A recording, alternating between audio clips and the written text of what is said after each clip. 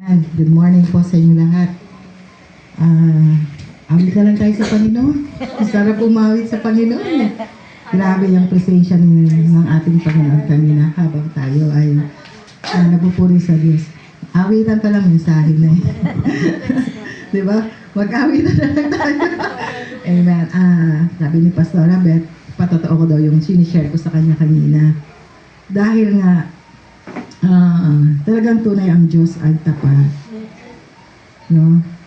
At siya ay dapat talaga nating bigyan ng mataas na papuri ang Panginoon sa hindi mang mabuting kalagayan at sa mabuti man nating kalagayan.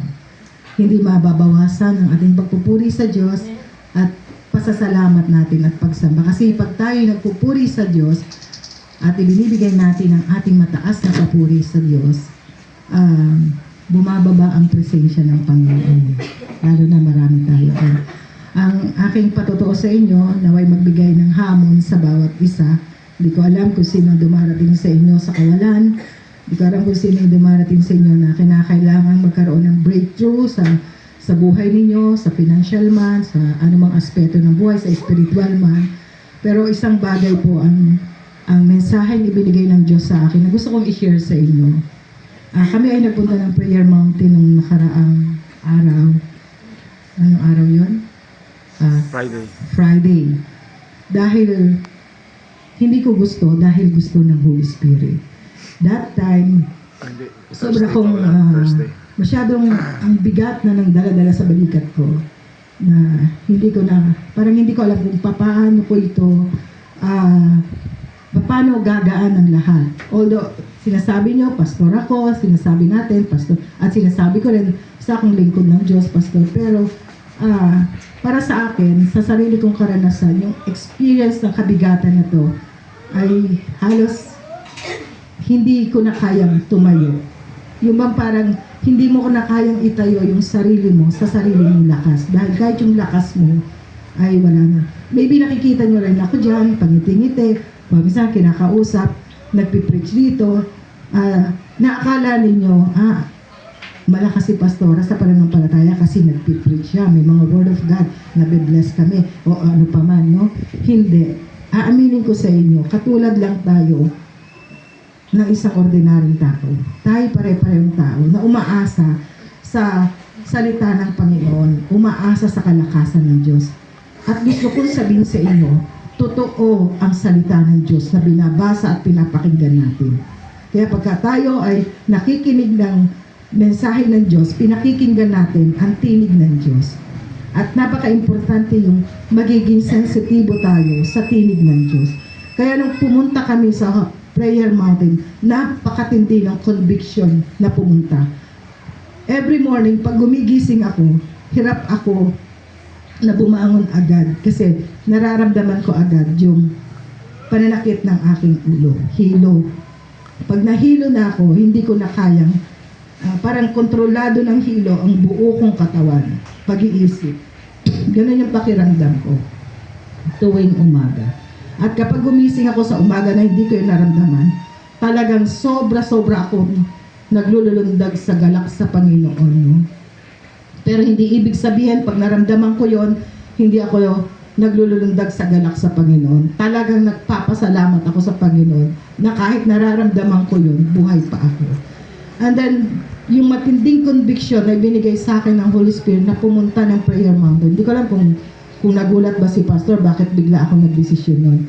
Talagang antindi ng conviction. At habang kami naglalakbay patungo ng Prayer Mountain, kasi halos 2 hours din siya yung biyahe niya mula sa Paranaque. So, ang panalangin ko habang naglalakbay kami, ay sabi ko, Lord, alam kong meron kayong pangungusap. Alam kong kakausapin niyo po ako doon. At alam ko, Lord, na may mga mensahe kayong gusto niyo, Lord, na mapakinggan ko. Kaya naman, gano'n ang nangyari. Pumunta ako sa Prayer Mountain kasi yan na po ang naging kaugalian ko talaga na pumupunta sa Prayer Mountain. Pero yung mga nakaraan kong pagpunta mula ng dumating kami galing Qatar. Every time dumarating ako galing Qatar, pumupunta kagad ako sa Prayer Mountain. Pero ito, kakaiba ang ginawa ng Panginoon sa akin. Talagang yung bigat na nararamdaman kong parang nakadaga, nakapasan sa akin, inalis ng Lord John At kahit na yung pag-iisip ko na kapag ka nararamdaman ko yung pain, yung ganito, habang ako'y nag-iisang nananalangin doon sa bundok, at si pastor nandun sa isang side naman, ako'y lumayo sa kanya at nanalangin ako, nakatingin lang ako sa mga puno. Naramdaman ko agad ang pagbuhos ng presensya ng Diyos. At yung mga panalangin na sinabi ko sa Panginoon, pasasalamat lahat sa Diyos. Wala akong sinabi sa Panginoon na mga reklamo, mga kabigatan o kung ano man. Pasasalamat sa Panginoon. At talagang pinuri ko ang Panginoon habang tinitingnan ko isa-isa ang kalikasan. Pinupuri ko ang Panginoon hanggang sa ang Panginoon ay nangusap na sa akin at gumaan ang pakiramdam ko nung time na yun. Hindi ko alam, ang Diyos pala ay may pagpapalang ibinigay sa akin na hindi ko na-expect. Dahil ng mga panahon na pumunta kami sa prayer mountain na yon, sapat lang yung aming gasolina. Kaya hindi ko na-expect na meron palang nagpadala na mula din sa pamangkin ko na hindi na kami nagkakaroon pa ng communication or pag nagme-message hindi ka pinapansin. Hindi mo na-expect na magbibigay siya ng ganun. At malaki yung binigay niya. Sapat para sa mga panggasolina. At dahil nga naubos na uli yung panggasolina at pumunta naman kami ng Montalban kahapon. At dahil din doon, yung kapatiran namin sa Qatar na siya ay isa rin sa natulungan natin doon na nung mga walang trabaho siya ng panahon, 2011 pa yon, no communication, para bang biglang, dahil nagla-live ako papunta ng prayer mountain nung Friday, nakita niya, nanood siya at sabi niya, dalawin daw namin siya at gusto kaming makita. At pinag-pray ko yon, sabi ko, Lord, kung kalooban niyo, alam kong may plano kayo, Panginoon, sa pamilyang ito. At conviction ng Holy Spirit ang dumating na naman sa atin at pinuntahan po natin siya. At that time, sakto na naman ang panggasolina namin ni Pastor at wala na naman kaming, siyempre yung 3,000 na pinadala ng pamangkin ko ay hindi sasapat sa gasolina, no? Eh pagka nagkapit pa sa McDo, diba, kasama na yun. Kaya minsan nagbabaon na lang kami tinapay ni Pastor, sige, magkape. And then, di wala na naman, sabi ko, Lord, pupunta kami ng San Pascual, wala kami gasolina. So, hindi nilagay ng Lord sa isipan ko ang anak kong nasa abroad para humingi. Hindi yan ang nilagay ng Panginoon, kundi nag-pray. No? Sabi ko nga sa inyo, nagpe-pray naman tayo lagi, gano'n. Pero iba yung panalangin na ibinigay ng Panginoon na talagang naroon yung buong-buo mong pagtitiwala sa Diyos. No? Kaya sinasabi ko lang sa inyo, pastor ako, pero alam ko may pagkukulang din ako sa pananalangin. Pero that time, yung buong-buong pagtitiwala sa Panginoon. Kaya sabi ko kay pastor, pupunta tayo ng Montalban. Kachat ko si Brother Ray, gusto tayong makita. At ayun nga, pumunta kami kahapon, pero sakto lang ang aming gasolina. Mag-e-empty na, paano pa kami makakabalik? At sa konting kwentuhan, sa konting kamustahan, halos inabot na kami ng hapon. Maga kami umalis siya, tapos hapon na kami, mag-11:10 na kami. Alam niyo po ba, paalis na kami, binigyan kami ng kung ano-ano mga tanim nila doon sa bundok. At ang nakakagulat, na-amaze kami, dahil nung last namin punta sa kanila, before pandemic noon, bumaba kami sa bundok, ang bahay nila nandoon, ang kalsada nandito, ang bahay nila nandito, walang hagdanan. Naulan pa, kaya dumadaos-dos kami. Si James that time, bago pa yung sapatos niya nun daw.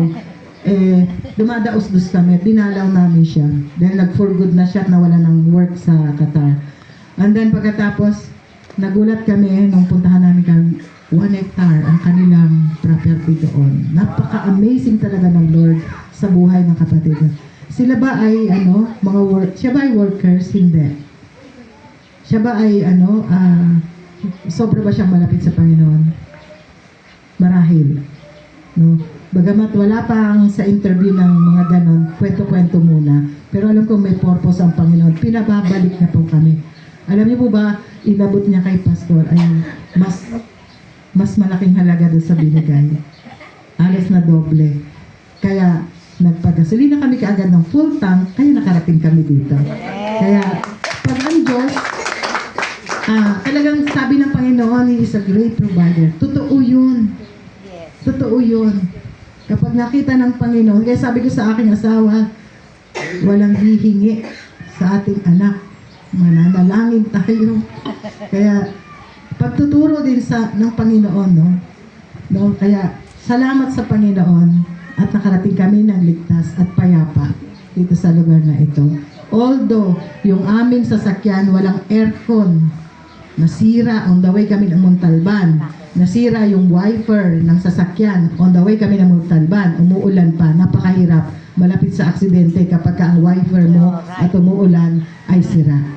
Pero dahil nga po doon sa ipinadala ng pamangkin ko, naipagawa siya. At nadoble pa, di ba? Kaya huwag tayong mawala ng pag-asa.